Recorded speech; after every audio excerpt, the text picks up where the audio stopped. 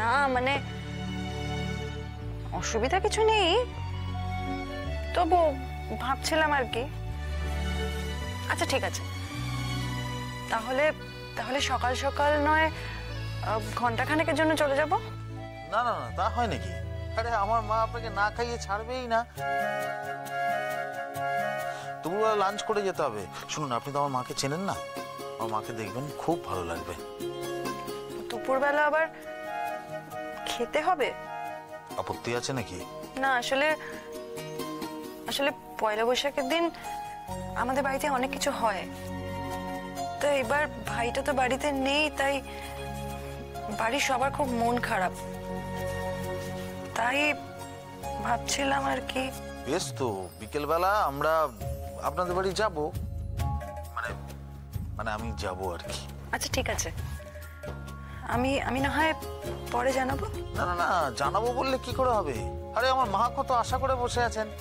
আরে আমাকে জিজ্ঞেস করতে বলেছেন যে আপনি কি কি খেতে ভালোবাসেন, মা তো সেগুলো নিজে হাতে রান্না করবে। দেখুন সম্পূর্ণ এপিসোড জি5 এ। না না, দাঁড়িয়ে আছিস তুই, ডাকছিস না, তাই ভাবলাম। কি করে ডাকবো? তুই তো ফোনে বিজি ছিলিস। আরে পার্থবাবু ফোন করেছিলেন। হ্যাঁ, সে তো বুঝতেই পারলাম, পার্থবাবু ফোন করেছিলেন। তা কোথায় যাচ্ছিস তুই পার্থবাবুর সঙ্গে পয়লা বৈশাখের দিন? আরে আর বলিস না, জানিস ওনাদের বাড়িতে আমাকে ইনভাইট করেছেন, বোধহয় ওই কেসের ব্যাপারে ডিটেলে কিছু আলোচনা করবেন বলে। প্লিজ নদী, আমি তো বাচ্চা মেয়ে নই, বল। পার্থবাবু যে তোকে কেস নিয়ে ডিসকাশন করবেন বলে পয়লা বৈশাখের দিন বাড়িতে লাঞ্চে ইনভাইট করেননি, সেইটুকু বোঝার মতো বুদ্ধি আমার আছে। আর শোন, এই পার্থর সঙ্গে বাবু ওয়ার্ডটা ইউজ করা এবার বন্ধ করবি। তার মানে যে লয়ার তোকে পয়লা বৈশাখের দিন লাঞ্চে ইনভাইট করেন, তার নামের সঙ্গে অন্তত বাবু ওয়ার্ডটা যায় না, এটা তো অ্যাডমিট কর। দেখি তুই যে কি বলতে চাইছিস, আমি তো কিছুই বুঝতে পারছি না। সবই বুঝতে পারছিস কিন্তু বলতে চাইছিস না। নদী, আমি তোকে একটা কথা বলি।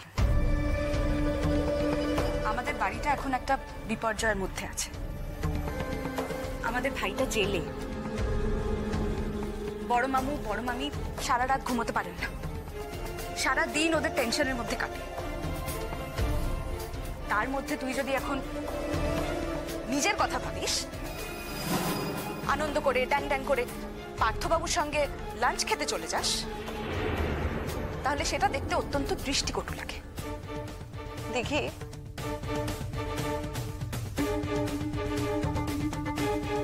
আমি তো একজন অ্যাডাল্ট, তাই কোনটা দৃষ্টিকটু লাগবে কোনটা লাগবে না সেটা আমি তোর থেকে শিখবো না। শোন নদী, কখনো কখনো মানুষের মতিভ্রম হয়। আমারও একদিন হয়েছিল। তখন তুই আমাকে অনেক ভালো কথা বলার চেষ্টা করেছিলি, কিন্তু আমি সেগুলো শুনি। আমার মনে হচ্ছে তোরও এখন মতিভ্রম হচ্ছে, আর তাই তুই আমার ভালো কথাগুলো নিতে পারছিস না।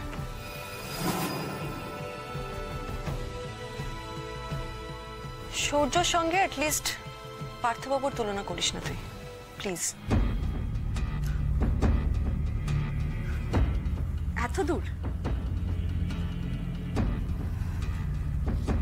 তুই কি করে জানলি বলতো নদী? ইওর অনার, আজ এই আদালত কক্ষে আমি আপনার সামনে একটি মেয়েকে ডেকে নিতে চাইব। আপনি তার মুখ থেকে তার জীবনের সমস্ত ঘটনা শুনলে বুঝতে পারবেন যে শুধুমাত্র একটি ছেলেকে ভালোবেসে বিয়ে করার জন্য তাকে কি নারকীয় অত্যাচার সহ্য করতে হয়। তার নাম দিহি সেনগুপ্ত, পেশায় অধ্যাপিকা। আমি চাইবো যে আপনি ওনার মুখ থেকে শুনে নিন যে জীবনে এই পুরুষ শাসিত সমাজে ওনার ওপর একজন পুরুষ তথা ওনার স্বামী দ্বারা কি পরিমাণ অত্যাচার সহ্য করতে হয়েছে। আপনি যদি আজ্ঞা দেন তাহলে আমি ওনাকে ডাকবো। Objection your honour. আমাদের এই কেসটার সঙ্গে আরেকটি মেয়ের ব্যক্তিগত জীবনের কি সম্পর্ক আমি ঠিক বুঝতে পারছি না স্যার। বোঝার জন্য তো একটু ধৈর্য ধরতে হয়। ইওর অনার, আমি আমার বিপক্ষীয় বন্ধুকে বলবো একটু ধৈর্য ধরতে। দিঘি দেবীর সমস্ত কথাটা উনি মন দিয়ে শুনো, তারপরে না বুঝলে আমি দায়িত্ব নিয়ে ওনাকে বুঝিয়ে দেবো যে আমাদের এই কেসটার সঙ্গে দিঘি দেবীর জীবনের ঘটনার আসলে যোগসূত্রটা কোথায়। আপনি আপনার মতো কাজ করুন, আর আপনি ওনার কাজ করার সময় আপনি বাধা দেবেন না। Okay sir.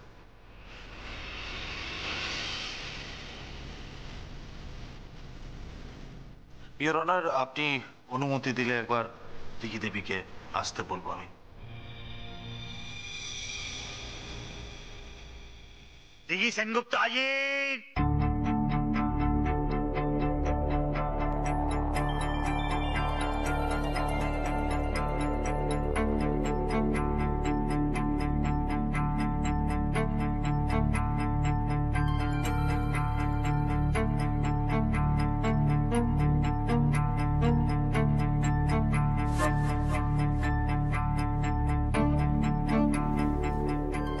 গীতায় হাত রেখে বলুন, যা বলিব সত্য বলিব, সত্য বই মিথ্যা বলিব না।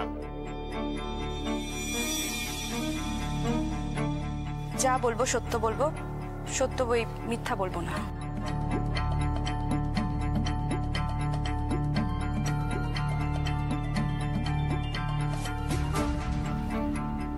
আপনার নাম? দিঘি সেনগুপ্ত। আপনি কি করেন, মানে পেশা? আমি একটা কলেজে পড়াই। আপনি কতদিন ধরে পড়াচ্ছেন, মানে কাজটা আপনি কতদিন ধরে করছেন? 4 বছর।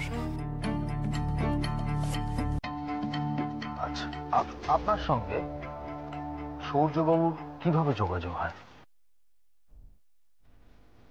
একটা সোশ্যাল সাইটে। সোশ্যাল সাইটে আলাপ হওয়ার পরে কি আপনারা মুখোমুখি হন? হ্যাঁ। তারপর আমরা একে অপরের প্রতি আকৃষ্ট হই এবং বিয়ের সিদ্ধান্ত নিই। এই বিয়েতে আপনার বাড়ির লোক সম্মতি দিয়েছিলেন? এমনিতে সম্মতি না দেওয়ার মতো কিছু ছিল না। অ্যাটলিস্ট সৌর্য নিজেদের যেভাবে পোর্ট্রে করেছিল।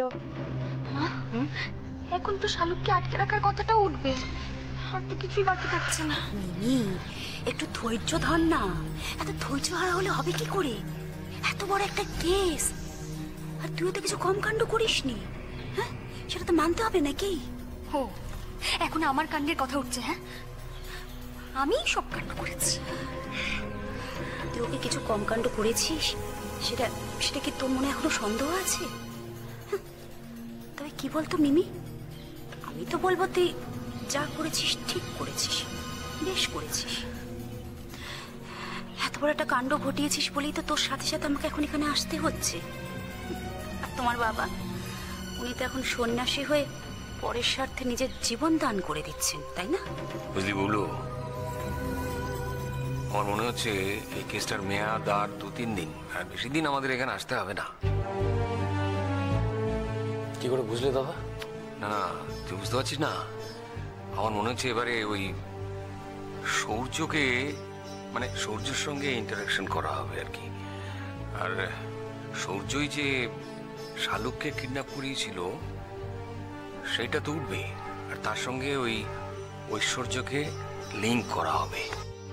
আর এটা যদি একবার প্রমাণ করে ফেলতে পারে তাহলে আর কি বাকি রইল এই কেসে?